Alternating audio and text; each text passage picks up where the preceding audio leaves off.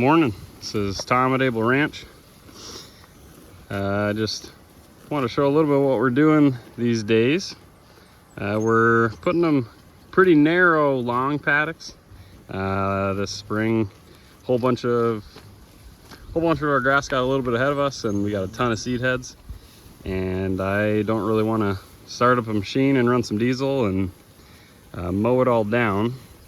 So rather than giving them more square size paddocks, or shaped, I guess, rather than sized, what we've been doing the last couple days is giving them a lot longer paddock, but it's really only about as narrow as they'll walk.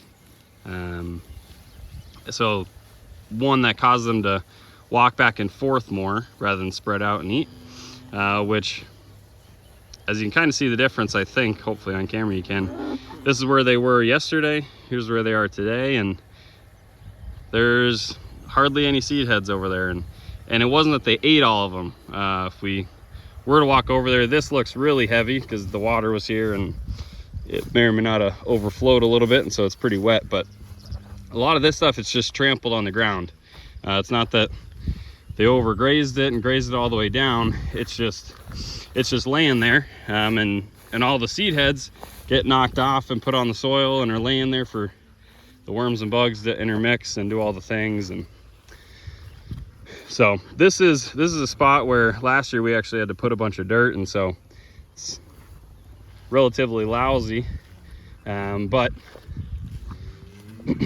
this is, for the most part, one bite off of everything and then a whole bunch of trampling happening. And so that's the goal, just trying to use the animals. It's a busy season for us. We finished calving yesterday, and trying to use the animals rather than myself to do a lot of this work. I definitely could get on the tractor and brush hog everything and make it all really nice and pretty and the seed heads off and more vegetative the next time they're around.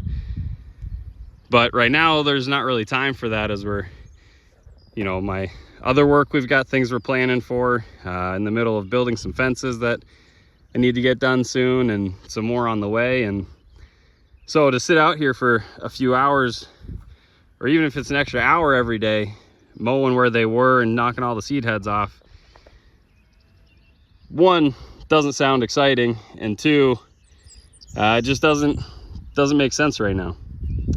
So mostly the thought is I'm going to keep these animals working for me. Yeah, rather than me spend more time. I've got 50 some employees out there with 4 hooves that can walk back and forth as they find forage. This side's actually looking pretty good.